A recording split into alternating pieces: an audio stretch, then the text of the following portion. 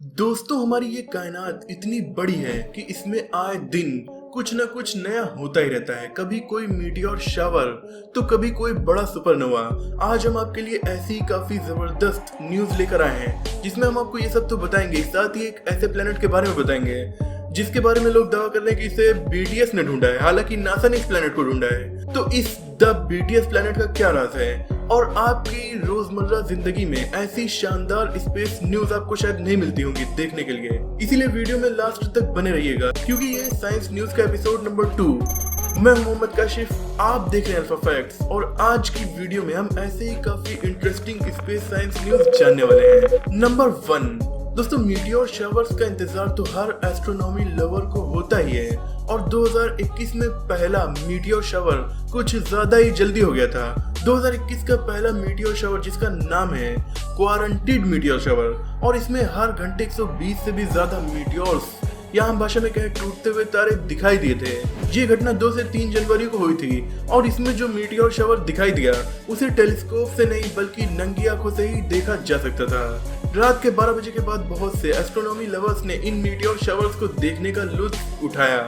Number 2, Abel 2261 नाम के एक बड़े स्टार क्लस्टर के बीच में एक गैलेक्सी के पास एक सुपर मैसिव ब्लैक होल मौजूद है जिसका मास तकरीबन 3 बिलियन से 100 बिलियन सूरजों के बराबर है, यानी कि हमारे सूरज से इतना ज्यादा बड़ा। लेकिन हाल ये है कि हमारे साइंटिस्ट इसे डिटेक्ट ही नहीं कर पा रहे हैं क्योंकि ये हमारी पृथ्वी से तकरीबन 2.7 बिलियन लाइट ईयर्स की दूरी पर है। हाल ही में साइंटिस्ट ने गैलेक्सी के मास की मदद से ब्लैक होल का एक अंदाजा लगाया और इसके मास का अंदाजा निकाला है। उन्होंने सबसे पहले उस जगह की एक्सरे डिटेक्शन की थी जिसमें उनको कुछ भी नहीं मिला।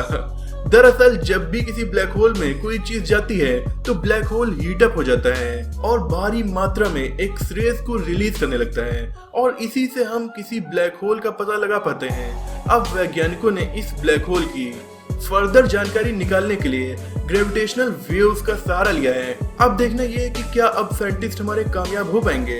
नंबर 3, 2021 आते ही एस्ट्रोनॉमी पसंद करने वालों के लिए एक बहुत बड़ी खुशखबरी है। दोस्तों, इसी साल यानी 2021 में जेम्स वेब टेलीस्कोप लॉन्च किया जाएगा जो आगे चलकर हमारे प्यारे हबल टेलीस्कोप की जगह लेने वाला है। इसे 31 अक्टूबर 2021 को आरियाने 5 रॉकेट के जरिए गुयाना स्पेस सेंटर से लॉन्च किया जाएगा। 2025 में हबल टेलीस्कोप को रिटायर कर दिया जाएगा और उसकी जगह पर यह टेलीस्कोप काम करेगा। साइंटिस्ट के मुताबिक जेम्स वेब टेलीस्कोप इतना ज्यादा पावरफुल होगा कि उससे हम 13.8 बिलियन साल पहले की फोटोज को ले पाएंगे जिससे हमारे यूनिवर्स के बारे में हमें और भी जानकारी हासिल हो पाएगी। इस टेलीस्कोप की मदद से साइंटिस्ट ब्रह्मांड में बने सबसे पहले तारों और सबसे पहली गैलेक्सीज को भी देख पाएंगे। पहले इसे 2020 में ही लॉन्च किया जाना था लेकिन कोविड-19 की वजह से अब इसे साल 2021 के अंत में लॉन्च किया जाएगा। नंबर 4, जेम्स वेब टेलीस्कोप के लॉन्च होने से पहले एक और बहुत स्पेशल चीज लॉन्च होने वाली है और अच्छी बात यह है कि ये हमारे भारत की है। इसका नाम है चंद्रयान 3। चंद्रयान 2 को 2019 में लॉन्च किया गया था और अब उसके बाद चंद्रयान 3 को मार्च 2021 में लॉन्च किए जाने की तैयारी है। इसमें ऑर्बिटर नहीं होगा क्योंकि चंद्रयान 2 का ऑर्बिटर अब भी अच्छे से काम कर रहा है। इसका मकसद भी चंद्रयान 2 की तरह ही चांद के साउथ पोल पर जाकर पानी की खोज करना है। इसमें सिर्फ लैंडर और रोवर होगा जो चांद की सतह पर रिसर्च करेगा क्योंकि लैंडर और रोवर चंद्रयान 2 का डिस्ट्रॉय हो गया था जबकि उसका ऑर्बिटर अभी भी काम कर रहा है। तो ये तीनों चीजें मिलकर एक साथ हमें चांद के बारे में काफी अमेजिंग जानकारी प्रोवाइड करने वाली हैं। इससे जुड़ी और भी जानकारी आप इसरो के ऑफिशियल यूट्यूब चैनल को सब्सक्राइब करके जान सकते हैं। इसके अलावा अगर आप हमारे चैनल पर नए हैं तो इसे भी सब्सक्राइब कर दीजिए क्योंकि चंद्रयान 3 से जुड़ी सभी लेटेस्ट अपडेट्स आपको इंशाल्लाह इस चैनल पर देखने को मिलेंगी। इस बार एक स्पेशल बात यह भी है कि चंद्रयान 3 मिशन को जापान की स्पेस एजेंसी जाक्सा यानी जापान एरोस्पेस एक्सप्लोरेशन एजेंसी के साथ मिलकर लॉन्च किया जा रहा है। अब बस इंतजार इसके लॉन्च होने का है। नंबर 5, कई सारे देशों में पाए जाने के बाद अब अहमदाबाद गुजरात के गार्डन में भी एक स्टील का मोनोलिथ दिखाई दिया था। इसका शेप बिल्कुल एक ट्रायंगल के जैसा है। सबसे पहले ऐसे स्ट्रक्चर को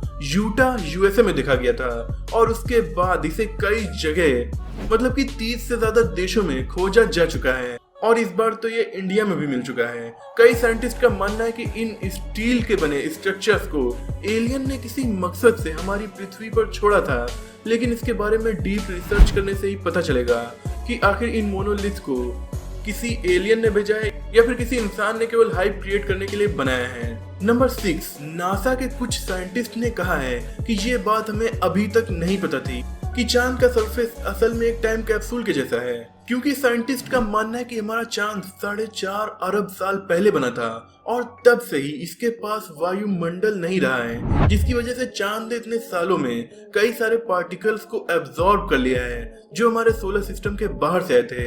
इनके ऊपर रिसर्च करने से हमें यूनिवर्स के पास्ट के बारे में जानकारी काफी ज्यादा हासिल हो सकती है।